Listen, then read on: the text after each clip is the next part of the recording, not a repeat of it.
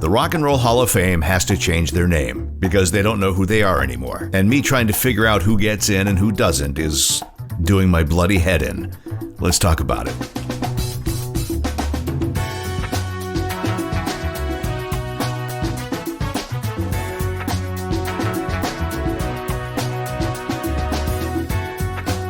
Hey, nice to have you in. Welcome to the show. My name is Adam Wright. If you're listening on one of your favorite podcast platforms, I hope you'll hit subscribe. If you're listening on YouTube, I hope that you will hit that little like and subscribe button as well.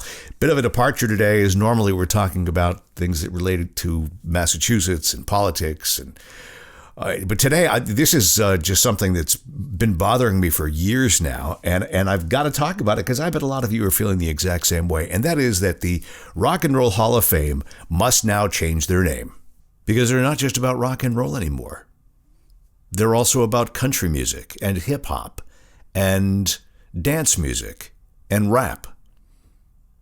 So they have to change their name to reflect who they are and what they do.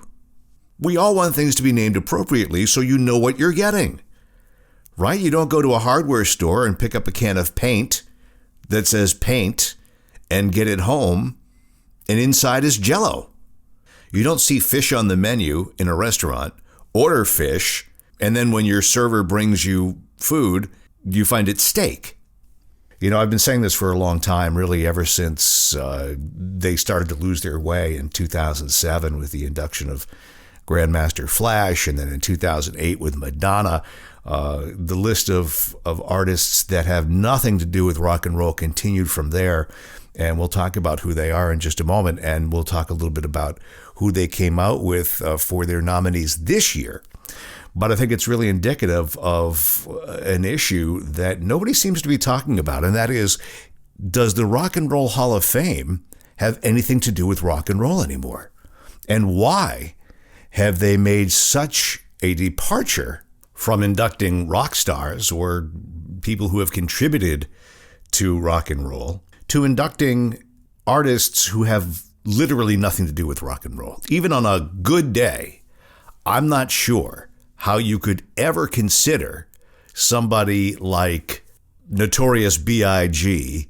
or Public Enemy to be rock stars or to have anything to do with rock and roll. And that trend is continuing this year. Now, in order to be eligible to get into the Hall of Fame, an artist has to have made their first recording 25 years prior to the current year. So for the 2022 class, that means 1997. That's it. I don't know any other meaningful criteria. And so when we think about that, it certainly means there's an open-ended opportunity to bring people into the Hall of Fame as long as they're eligible by when they made their first record. I want to talk about who they've nominated this year and who has not been nominated again this year, and the seeming disparity between true rockers who have made lasting impacts on the genre and artists completely outside the genre. Now, again, I said the Hall of Fame started to lose their way and really struggle with this identity crisis back in 2007. And I'm wondering why, right? Why did they start including artists that had nothing to do with the genre? And all I can think of is it's all about money, right? How many tickets can they sell to the Hall of Fame? How many people can they get to watch the horrific induction ceremonies they have every year? Not just the incredibly over-the-top speeches, but more importantly, the giant jam session at the end. Maybe you can explain it. I honestly have no understanding. So if we go back to 2007, and Grandmaster Flash was, obviously a seminal hip-hop group or rap group. You know what? I honestly don't know the difference between hip-hop and rap. Can somebody explain that? What is the difference between hip-hop and rap? Somebody once told me that hip-hop was a culture and rap was the music that sprang from it. To be hip-hop, you've got to have, there are 4 elements of hip-hop: dance, emceeing, graffiti, and sampling other people's stuff, ripping off other people's stuff with samples. I don't know. So you have Grandmaster Flash in 27. Then you've got the next year, the induction of Madonna. Now, clearly, Madonna is one of the greatest popular artists of all time. I think you'd have a stretch calling her music rock and roll. It's pop music, it's dance music. Now, clearly, there have been pop artists that have been inducted into the Hall of Fame in the past. You know, back in the day, we only really had one genre of music you'd hear on the radio that was popular music, and that was called popular music. So if you look at some of the artists who have been inducted into the Hall of Fame that today we wouldn't necessarily consider rock, I mean, artists like the Drifters or John Lee Hooker or B.B. King or even, Marvin Gaye, if we get into more of the R&B sound. That's all there was back then. There wasn't this delineation between R&B and pop and rap and hip hop, and it was all one popular music format. And more importantly, those were all artists that influenced those rockers who came after greatly and literally set the tone for what would be rock and roll. I mean, we didn't have these categories, right? Everything was pop music, really, until you start to have what you'd consider traditional rock bands. You had the Beatles, who were really the very first rock band, guys who played their own instruments, wrote their own songs. And then from there, you had the Stones, the Kinks, the Who, and it just went on from there. So I can understand some of these more popular acts that we would consider pop music in the late 50s or 60s. However, the pop music today, let's say in the last 20 years or 30 years, I think is very different than rock and roll. And I think you can make a real declination between the two. And Madonna certainly, I think, would fall into the pop music category. But then you get into the hardcore rap, and you get into Run DMC and the Beastie Boys and Public Enemy and NWA and Tupac and Notorious B.I.G. and Jay-Z, who have nothing to do with rock and roll. Nothing in the Rock and Roll Hall of Fame. And I think that they should just change the name of the Rock and Roll Hall of Fame to the Popular Music Hall of Fame, because that's really what they have done. I mean, for me, a band that I've never understood are artists, and I use that term in quotes, that I've never understood with the Beastie Boys. I understand what their impact on popular music has been. I understand they're the largest selling hip-hop / rap group of all time. Maybe they have a rock and roll attitude. I think that's pretty fair to say.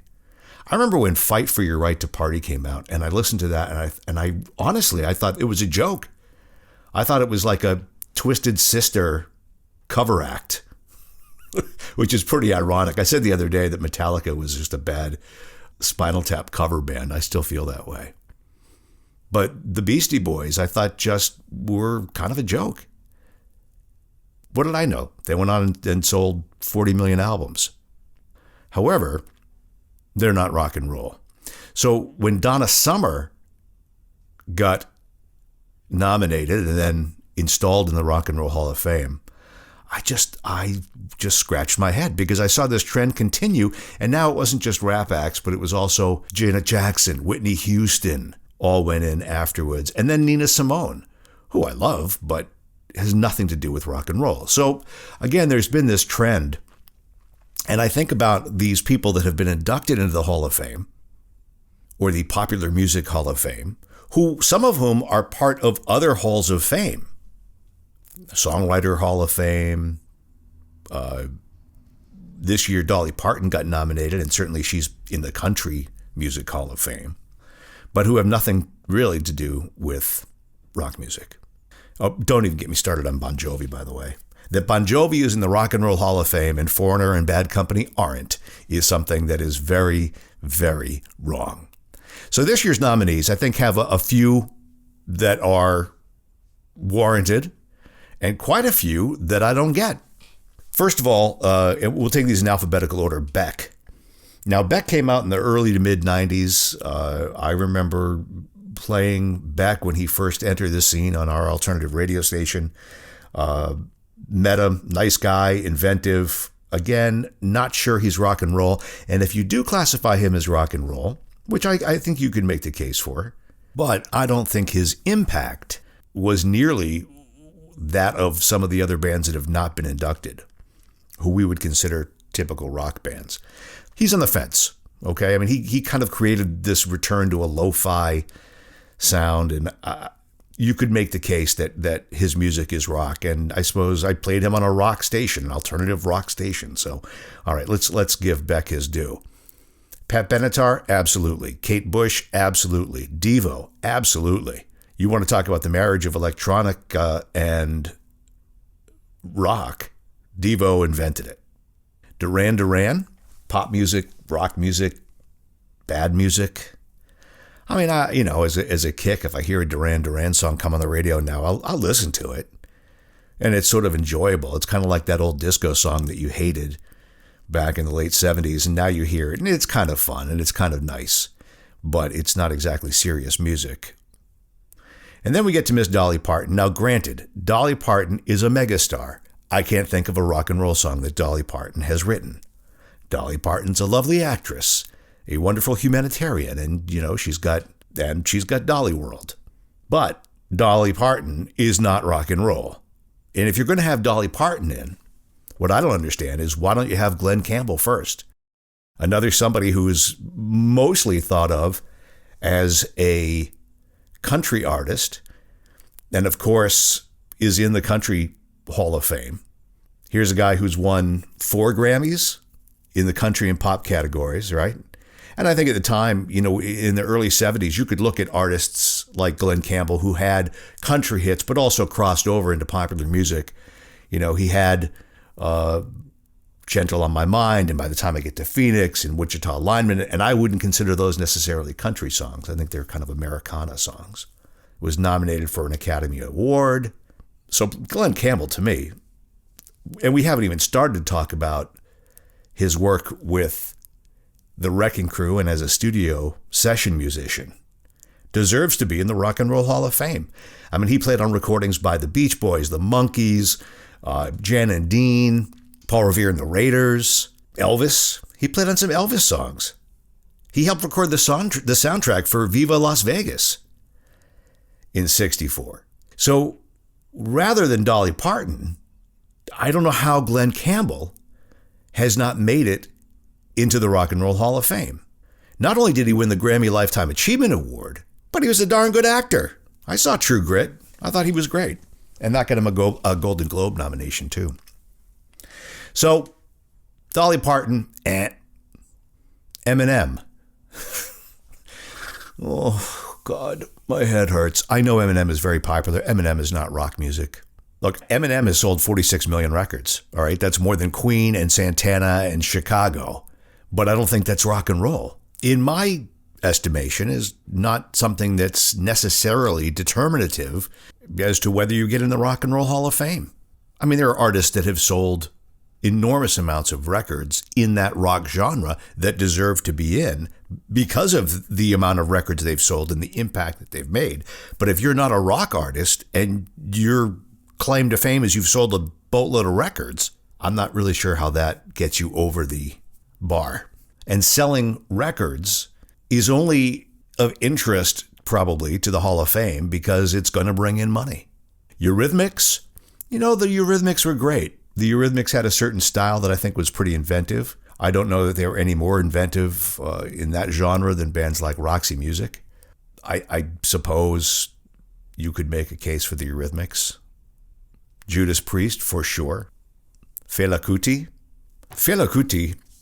For sure belongs in the Hall of Fame because he was one of the first guys to take that traditional African music and combine it with American funk and jazz. And I mean, he developed this whole new genre called Afrobeat, but I think he was very influential. If you've ever seen old videos of him perform, such a charismatic guy and someone who really, I think, embodied the spirit of rock and roll in terms of using it as a platform to be a voice, to speak out against what so many see as injustice in the world. Definitely an honor he deserves going in the Hall of Fame, and probably something that should have happened a lot earlier.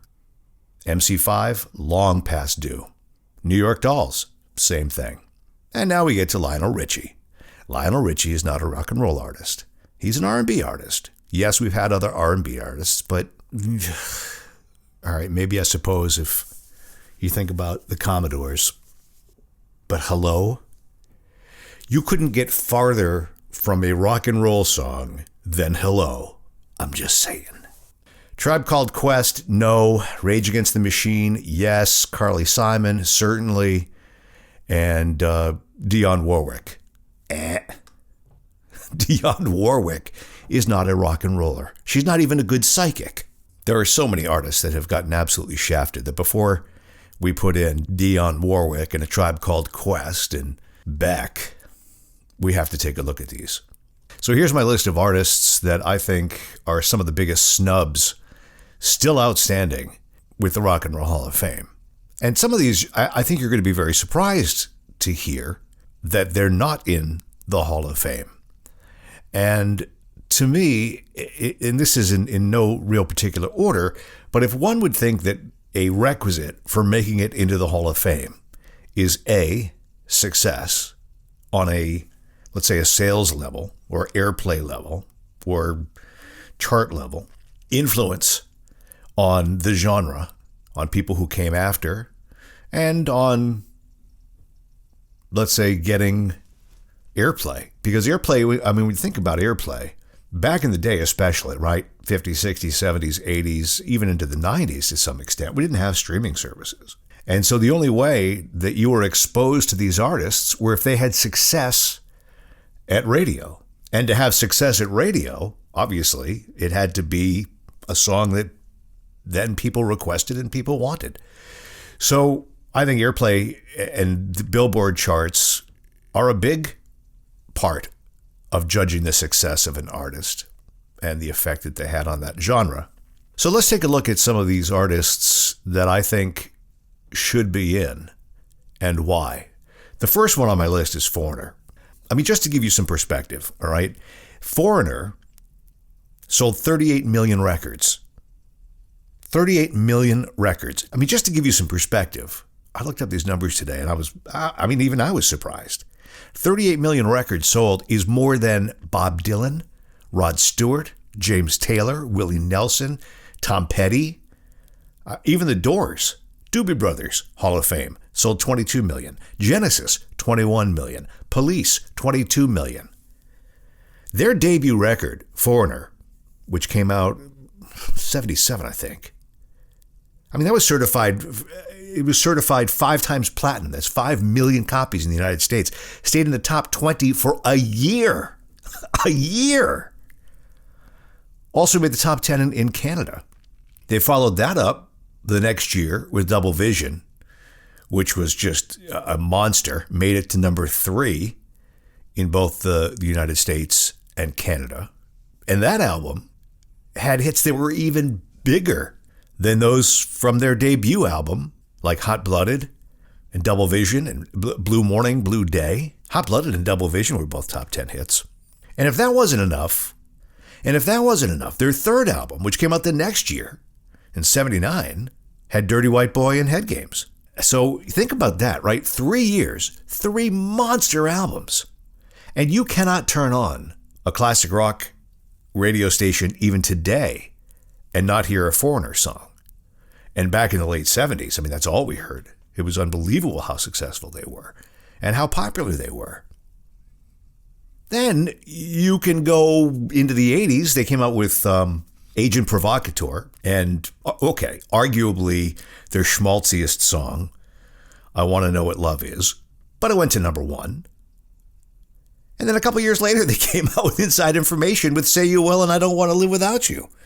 So to me, that's a no-brainer. How is it possible that Foreigner is not in the Hall of Fame? Another one I put in the same category is Bad Co. Bad Company had 12 studio albums. The first 3, right, in the mid-70s, you had Bad Company, Straight Shooter, and Run with the Pack. All 3 of those reached the top 5 in album charts in both the United States and in the UK. They've sold 20 million certified albums in the US. 40 million albums Bad Company has worldwide. And so many of their singles, like Bad Company and Can't Get Enough and Feel Like Making Love and Rock and Roll Fantasy. I mean, these are staples, not just of classic rock stations, but I think of anybody who really appreciates rock and roll, staples of their collection.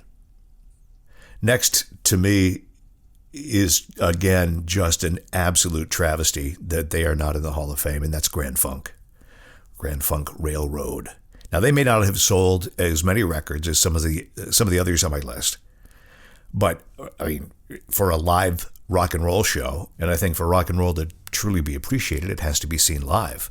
And not only did they have one of the best live shows, this is a really interesting fact. Grand Funk sold out Shea Stadium in 1971. They sold it out in 72 hours, 55,000 seats in 72 hours. Now, this is before computers. This is when, you had to go wait in line to buy a ticket. In 72 hours, they sold 55,000 tickets, and that was faster than the Beatles had sold out Shea Stadium in 1965. In fact, that record stood until Shea Stadium was demolished in 2008. That's incredible. They sold out Shea Stadium in 72 hours, where again, it took the Beatles like a couple of weeks, which is amazing in itself that it would take a couple of weeks for the Beatles to sell out Shea Stadium, where now that would be done in about 3 seconds with all the reseller bots that are out there. That is another thing. I want to talk about this in another podcast. But to me, one of the greatest travesties is that we allow resellers into the marketplace to sell tickets at a huge markup to shows. Back in the day, you had to go wait in line. The secret was always to go to Sears, because they had a Ticketmaster location in most of the Sears, or Filene's had one as well, for those of you who grew up in the Boston area. And you had to go and stand in line and wait and buy your ticket like everybody else. And if you were standing outside of a Rolling Stones show with a ticket to sell, and you sold it for $1 more than the face value of the ticket, you're going to the Gray Bar Motel. You're going to be arrested. But yet these ticket brokers, and really let's call them what they are, they're just scalpers, are able to mark up tickets at such an extreme amount and buy them so quickly because of the bots they have online that not only does it lock out the average person from getting a ticket at face value, it really prevents, I think, one of the most positive things that a young person could experience, and that's seeing live entertainment. Whether it's rock and roll or a Broadway show, these legal scalpers are making the arts unattainable for so many. Where would we all be if we didn't have the chance to see these great concerts in the 70s and the 80s and even into the 90s with the money that we made working, part-time at McDonald's while we went to high school? I mean, that's my first concert. I remember my first indoor concert in 1977 was Crosby, Stills, and Nash at the Boston Garden. I still have my ticket stub. It was $7. $7 to get in to see one of the greatest artists of all time at the Boston Garden. But I digress. Grand Funk needs to be in the Rock and Roll Hall of Fame. And especially if you think about when they got Todd Rundgren as their producer, they had We're an American Band, #1 hit single. Locomotion, the old Little Eva song written by Carole King, went to #1. And I just think they embody rock and roll. Next on my list of bands that I cannot believe are not in the Hall of Fame, Three Dog Night. They had 21 top 40 Billboard hits in 6 years. 21 from 69 to 75. 3 hit #1. How do you have a musical genre without songs like Black and White and Joy to the World and an old-fashioned love song and Liar and Mama Told Me Not to Come and One and Never Been to Spain? I mean, these are some of the biggest hits of all time. And unbelievably, Three Dog Night is not in the Rock and Roll Hall of Fame. Next up, the Guess Who. This one has always eluded me. Okay, they're Canadian. But the Guess Who released 11 studio albums, all of which reached the charts in the United States and especially in Canada. Of course, they're best known for 1970s American Woman. But they charted 14 top 40 singles in the United States. 30 top 40 singles in Canada. That's incredible. And needless to say, obviously they spawned BTO and Burton Cummings and Stand Tall. That song still gives me the chills. So guess who needs to be in the Hall of Fame? Yes, guess who needs to be in the Hall of Fame? I've got a few more, but I think we'll save those for another installment. And maybe after they announce who the actual inductees are, we'll take a look and talk about some of the artists that I haven't mentioned yet. Artists like the Monkees. Yes, the Monkees should be in the Hall of Fame. Artists like Al Kooper, who was one of the greatest writer, producer, musicians ever. And the fact that he is not in the Hall of Fame is just absurd. Boston, okay, they really only had 2 records that were any kind of successful, but their number one, their debut record, was the second biggest selling debut album of all time, behind Appetite for Destruction, Guns N' Roses. And you have to think also about the times that a record got released, right? So you have Boston and Appetite for Destruction, Guns N' Roses, with their first albums being the number one debut albums in terms of sales of all time before there were downloads, when you actually had to go to a record store and buy a record, unless you were part of the Columbia Record Club. Anybody still paying for that? So when you look at those numbers, I mean, it makes it really impressive. I mean, it's really impressive.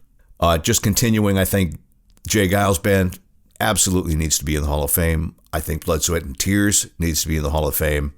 And I think I can make a pretty strong case for Harry Nilsson being in the Hall of Fame.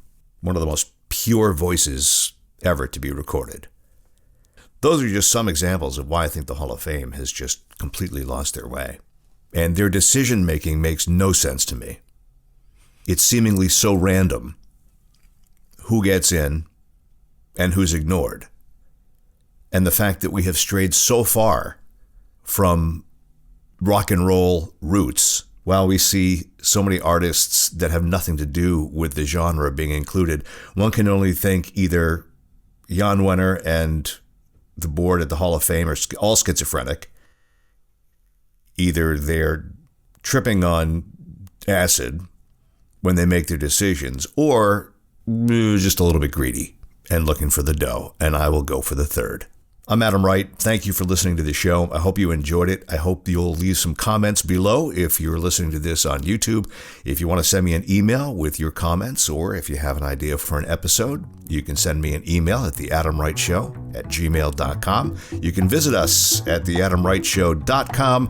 And most importantly, if you do like the podcast, please tell a friend. Be good to each other. Be good to yourself. We'll talk to you again soon.